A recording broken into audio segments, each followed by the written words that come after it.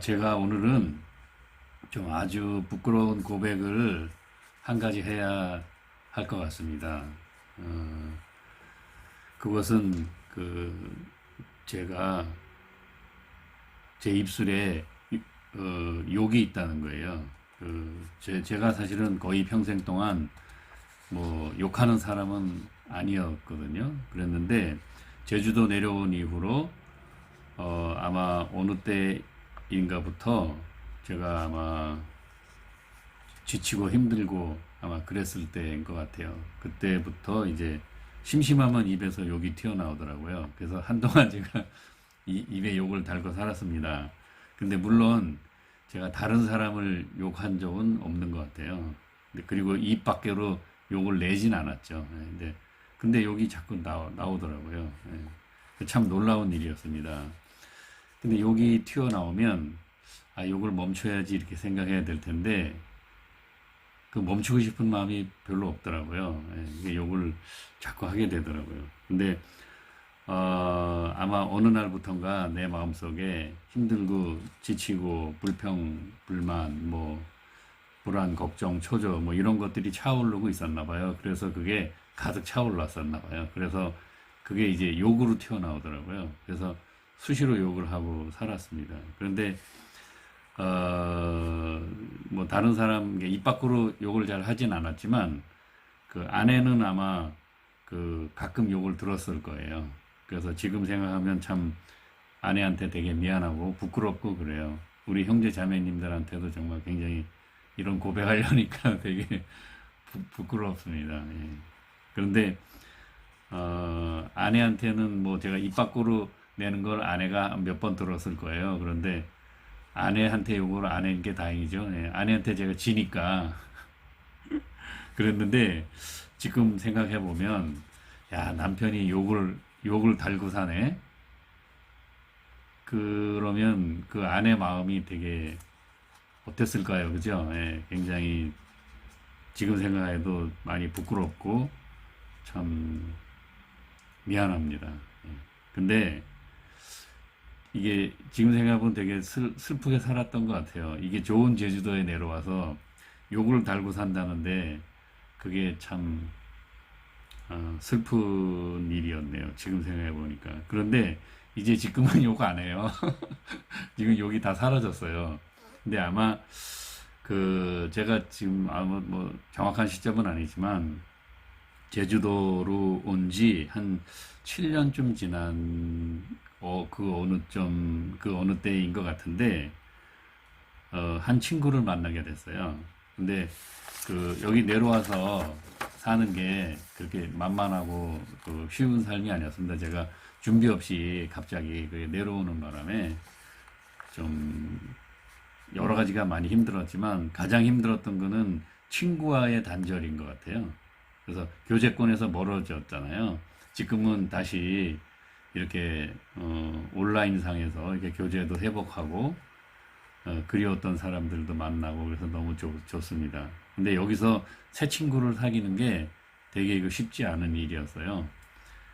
하여튼 뭐 여러 가지 이유가 있을 건데 쉽지 않은 일이었어요. 근데 어느 날 한 친구를 만났어요. 근데 그 친구는 저보다 나이가 4살이나 많아요. 형님이죠. 친구가 아니라. 근데 처음에는 그냥 우리 식당에 단골 손님이었어요. 그분이.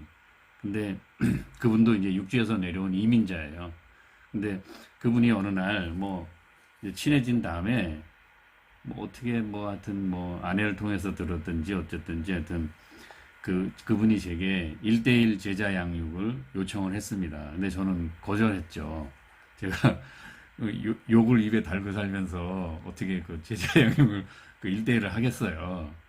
그래서 이제 여러 번 거절했습니다. 여러 번 거절했는데 그분이 하도 부탁을 해서 강제로 어쩔 수 없이 강제로 이제 1대1을 시작하게 됐어요. 그래서 굉장히 오래 걸렸어요. 한 1년 정도 걸린 것 같아.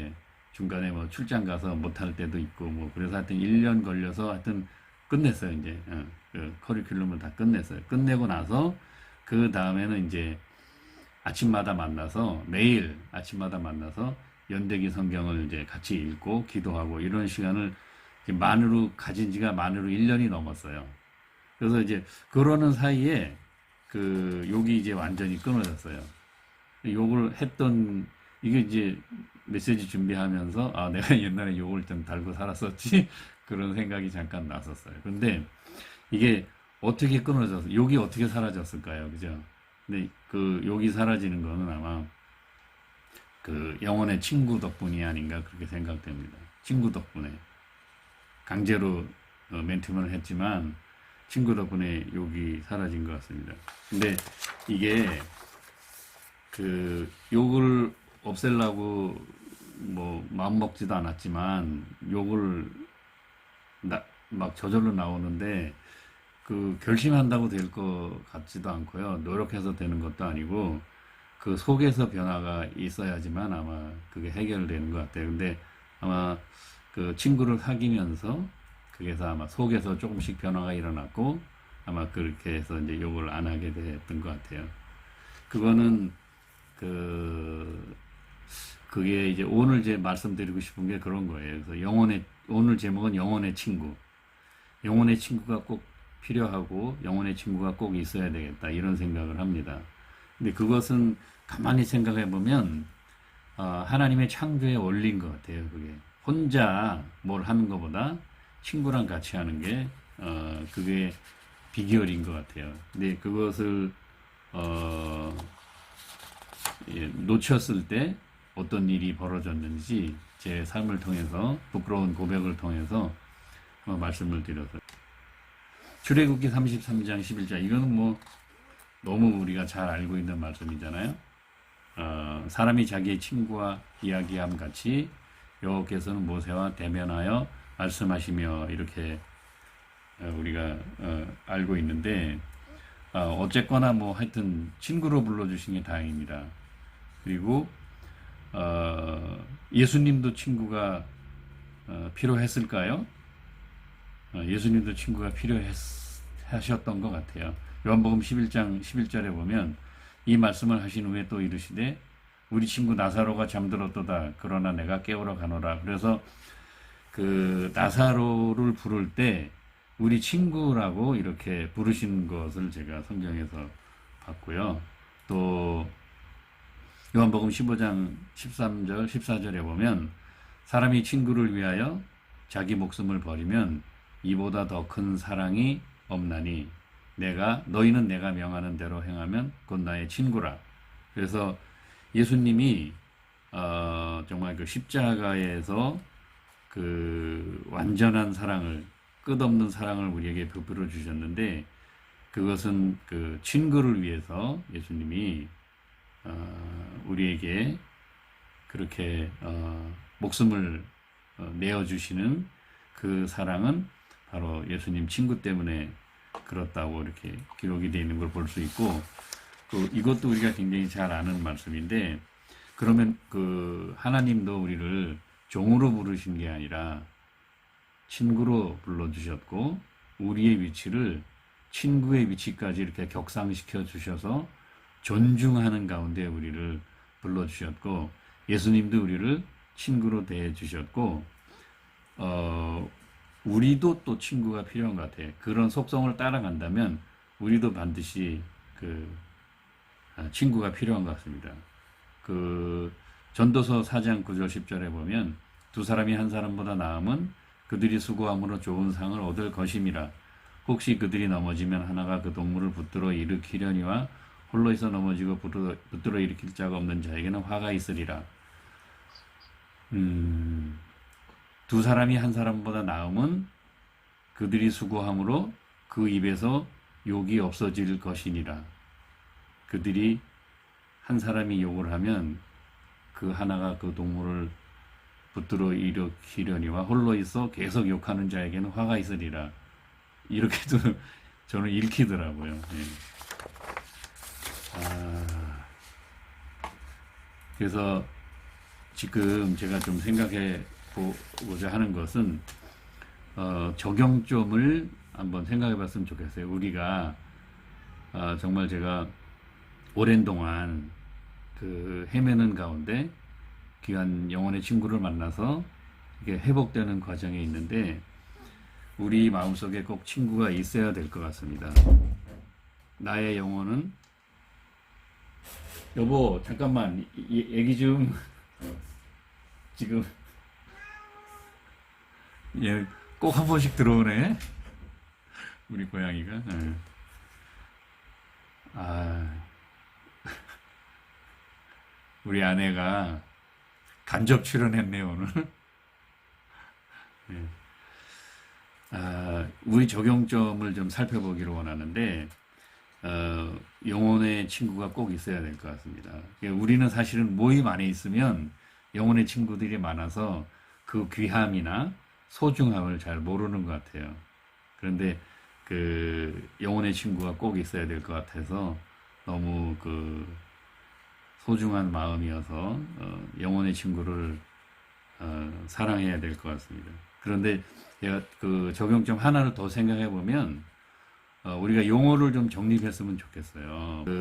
제가 이제 예수님이 우리를 어떻게 여기셨을까? 예수님은 친구에 관해서 어떤 생각을 가지셨을까? 뭐 이런 거를 묵상하고 제가 성경을 찾아보는 가운데 제가 좀 중요한 걸 하나를 발견했어요. 뭐냐면 그 용어를 쓰실 때 보면 제가 요한복음을 집중적으로 이제 처음부터 마지막까지 살펴봤는데 그 대부분의 경우에 예수님의 제자들, 예수님을 따르는 사람들을 제자라고 불렀는데 그 제자는 예수님이 제자라고 부른 것들은 두 군데, 세 군데밖에 없더라고요. 나머지는 그 요한복음 이제 사도 요한이 기록했으니까 요한이 기록할 때 예수님과 같이 다녔던 그 친구들을 부를 때 요한의 입장에서는 차마 그들을 친구들이라고 이렇게 말하기는 힘들었을 거예요.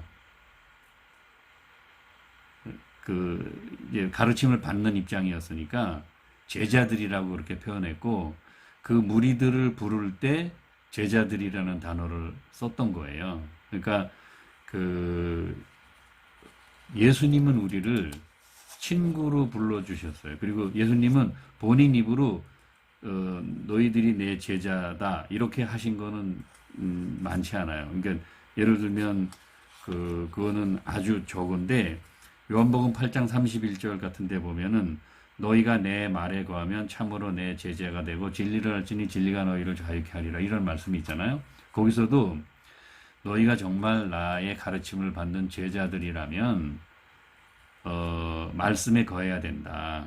말씀에 순종해야 된다. 이런 의미로 제자라는 그걸 사용하셨고 또 너희가 서로 사랑하면 이로써 모든 사람이 너희가 내 제자인 줄 알리라. 요한복음 13장 35절 말씀이잖아요. 여기서도 서로 사랑해야 된다. 그러면 사람들이 너희가 내 제자인 줄을 알게 될 것이다. 이렇게 의미하신 거지. 그들을 부를 때나 그들을 대할 때나 그럴 때는 야 제자들아 뭐 이렇게 기록되어 있는 건 거의 없고 제자라는 말이 굉장히 많이 나오는데 대부분의 경우에는요. 예수님이 그 제자들을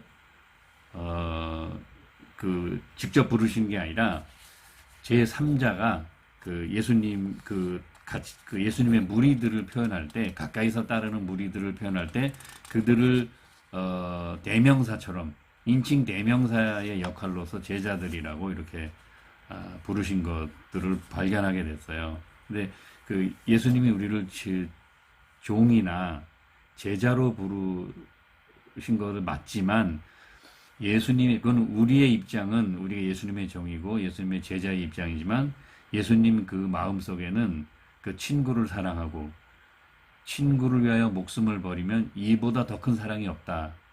내가 너희들을 위해서 내 목숨을 내놓는다 하는 그 심정을 헤아린다면 예수님은 우리를 친구로 불러주신 것들을 발견하고 약간 놀랐어요. 그래서 제가 드리고 싶은 말씀은 뭐냐면 우리는 이제 순장순원이라는 말을 씁니다. 우리 모임 안에서. 근데 순장순원도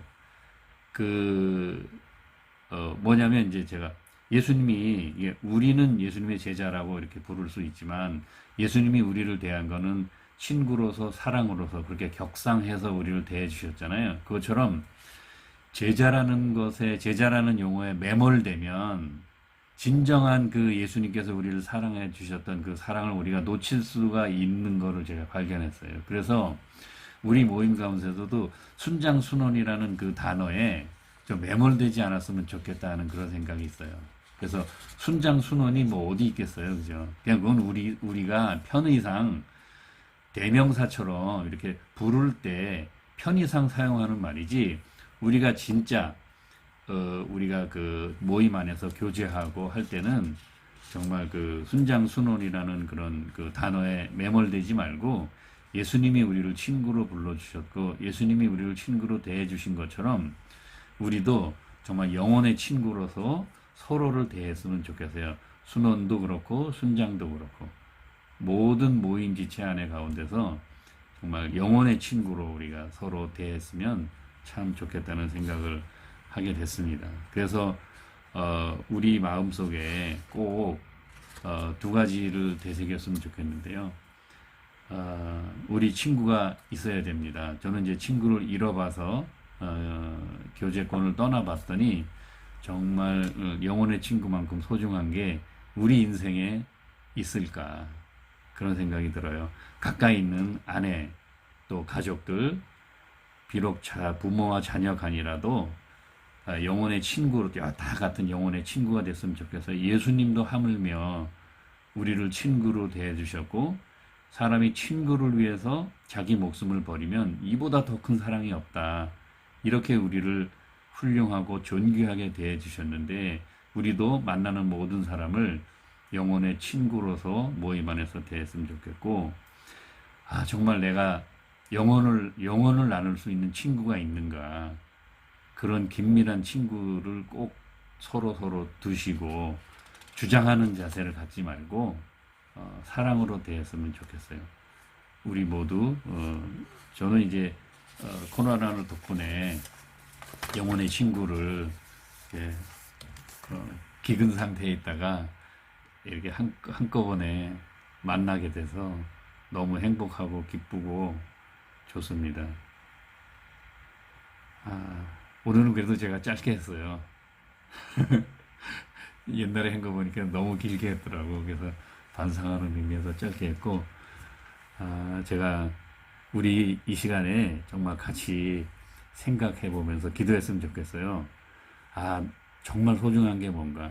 하나님도 모세를 친구처럼 대해주셨고, 예수님도 우리를 지극히 존귀한 자로 내 친구다, 내 말에 구하면 이 사람들이 내 친구다, 그리고 나는 친구를 위해서 내 목숨을 버린다, 이런 그 예수님의 마음을 헤아리고 우리도 주님을 친구 삼아서 사귀며 또 그 모임 안에서 우리 형제 자매들을 정말 친구로서 최선을 다해서 섬기고 사랑하고, 절대로 주장하는 자세를 갖지 말고, 주장하는 자세를 갖는 여러 단체나 공동체들이 허물어지고 있잖아요. 주장하기보다는 그냥 사랑만 하는 그런 공동체와 우리들의 관계가 됐으면 좋겠어요. 그래서 우리의 영혼의 친구를 위해서, 나의 영혼의 친구를 위해서, 우리 공동체 안에 있는 친구들을 위해서, 그리고 우리 가족 공동체, 이런 것들을 기억하시고 우리 같이 기도하고 마치도록 하겠습니다. 하나님 아버지, 감사합니다. 주님께서 존귀하게 저희를 불러주셨습니다. 저희를 종이나 제자로 우리 입장에서는 그렇게 부르셨다고 생각되지만, 주님의 진정한 마음은 우리를 격상시키시고 존귀한 존재로 주님의 친구로서 우리를 불러주셨으니 감사합니다. 이제 우리도 홀로 있지 않게 도와주시고, 공동체 안에서, 우리 모임 안에서 사랑의 친구로, 영혼의 친구로, 말씀의 친구로, 기도의 친구로, 친구 관계들이 정말 소중하게 교제 가운데 잘 형성될 수 있도록 도와주시고, 이 사랑의 관계를 통해서 하나님의 나라가 이 땅에 이루어지게 도와주시고 축복하여 주시옵소서. 감사드리옵고 예수님의 이름으로 기도하였습니다. 감사합니다.